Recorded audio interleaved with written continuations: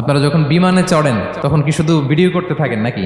মেঘের ভিডিও, আকাশের ভিডিও। তখন তাকাবেন আকাশের দিকে, সুবহানাল্লাহ, কিভাবে আল্লাহ আকাশকে তৈরি করেছেন। আল্লাহ বলেন, এই প্রথম আকাশটাকে আমি তারা দিয়ে সুশোভিত করেছি, বিশাল বিশাল তারা। এই যে আমরা সূর্য দেখি, এটা একটা তারা। পৃথিবীর চেয়ে 13 লক্ষ গুণ বড় এই সূর্য। ওই সূর্যের চেয়ে কোটি গুণ বড় তারা আছে। এরকম লক্ষ কোটি কোটি তারা নিয়ে আমাদের Galaxy milky way, crore crore Galaxy নিয়ে আমাদের এই প্রথম আকাশের মহাশূন্য। তার মানে পুরো প্রথম আকাশটাকে যদি একটা মানচিত্র দেওয়া হয়, ওইখানে মাইক্রোস্কোপ দিয়ে পৃথিবীকে খুঁজে পাওয়া যাবে না। বিষ্ণু ইসলাম বলেন, দ্বিতীয় আকাশের তুলনায় প্রথম আকাশটা কত ছোট শোনো। সাহারা মরুভূমির মধ্যে যদি তোমার হাতের আংটি ছুঁড়ে ফেলে দাও, পুরো মরুভূমির তুলনায় তোমার হাতের আংটি যত ছোট, আল্লাহর দ্বিতীয় আসমানের তুলনায় প্রথম আসমানটা ঠিক তত ছোট।